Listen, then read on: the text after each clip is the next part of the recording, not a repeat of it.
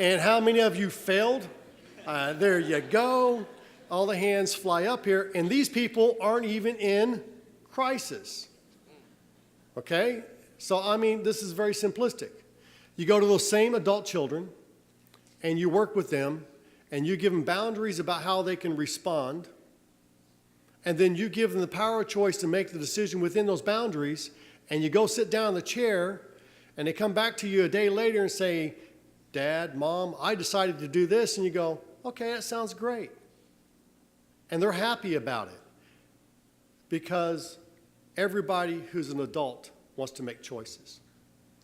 In fact, when I teach crisis intervention training, the real truth of the matter is people go into crisis when you take away their power.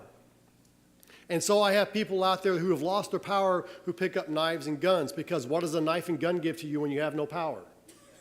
Power. And are they going to give up that knife and gun? Not until you replace that power.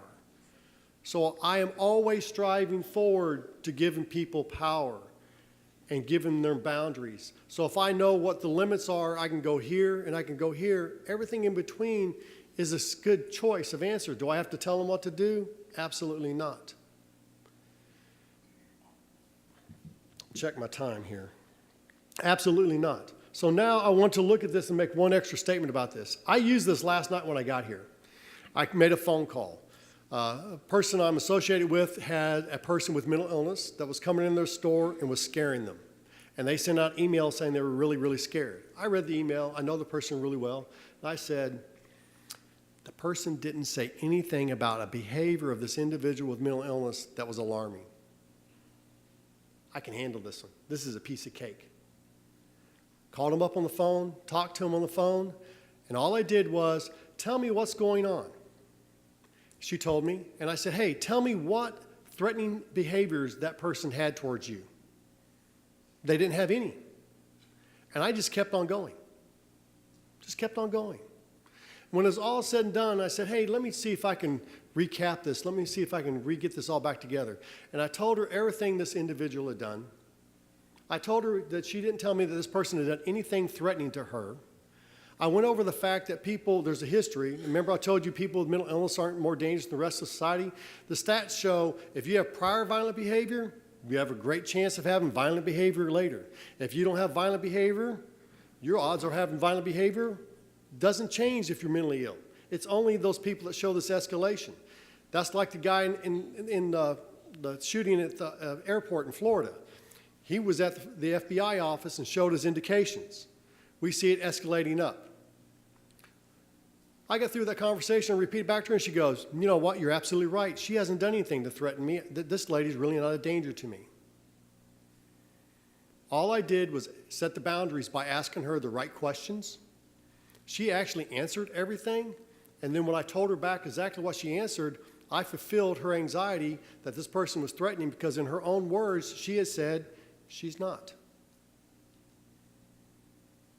It's very easy. It's very good to do. It works very, very well. I encourage everyone to keep a journal and crisis file. It's very important that you have a crisis file. Who in here knows all the behaviors of all their children? Because I surely don't. But if you have a child acting out and they started acting out, and this is not, I'm messed up on my time frame with my dad passing, half everything else. This is Thursday again, right?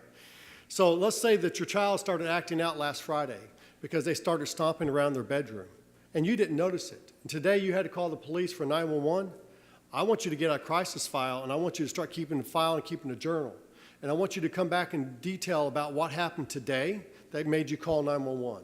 And I want you to go back to yesterday and talk about what happened yesterday. And you're going to see a pattern that's going to have started last Friday. And then you're going to remember the last time you called 911, and guess what? It's going to be evident again. That exact same pattern. And now, when your family members start stomping around their room, because if you have a child with mental illness, do they ever stomp around? I think that's why my wife always said I had mental illness, because I've been known to stomp around every now and then. They stomp around. They do these different things. When you get that first clue, then I can go and get Mark, who's the peer, and get Mark involved in there. And I don't have law enforcement involved in it. Or I might be able to get that outpatient clinic to see me tomorrow for emergency to get him reevaluated or her reevaluated if they need a med adjustment. Whatever the thing can be, All those are outpatient, not riding in the backseat of a squad car handcuffed, which is probably the worst thing we do to individuals in this nation.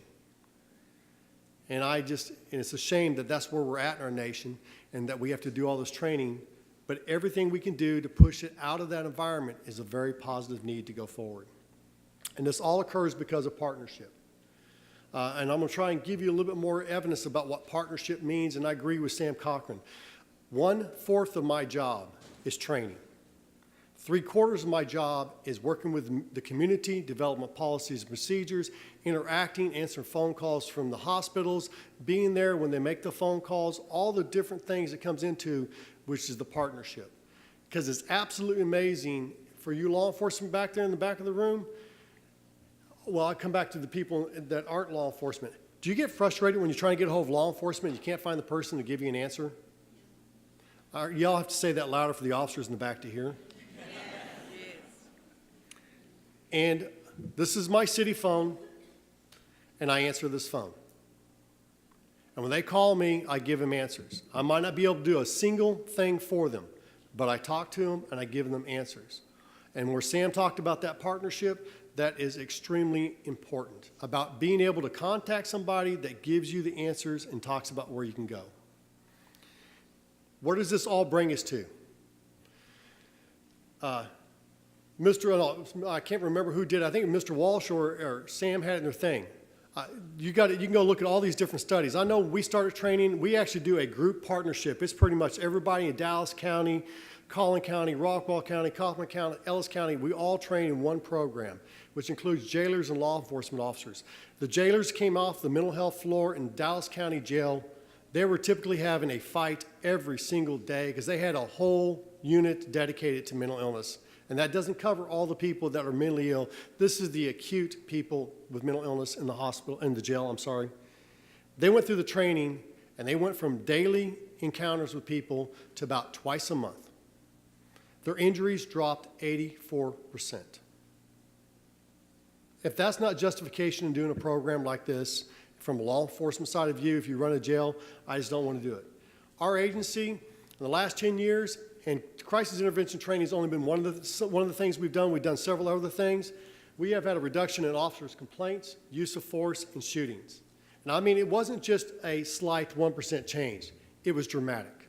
I think it jumped down like 50% reduction. It was absolutely amazing about where our complaints and the use of force stuff went because officers were stepping back, taking time and verbally de-escalating or using overwhelming force, which is extremely important about if you're going to use force, you want to be in the position to overwhelm the person. So it's a very short encounter, and we reduced injuries and we reduced in custody deaths. And that's huge and important for an agency and about how the community looks at it and also about the other legal ramifications. The next thing is how important is this partnership? We had a shooting where we had an officer made a mistake. There's no two bits about it. He got disciplined for the shooting.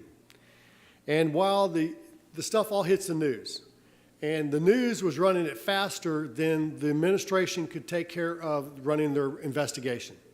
And everyone's probably seen this. And law enforcement, they know what it is, and everyone's demanding answers, yet the law enforcement is going, I've got to do this in a timely manner at the right space and time. So I have the newspaper people calling me. Herb, come on, tell us what's going on. I can't. Come on, you know what's going on. You've been upstairs in those meetings. Yes, I've been there. You got to tell us what's going on. I can't. Well, I'm going to write out your training absolutely is failing because if your training is working, this should not have occurred.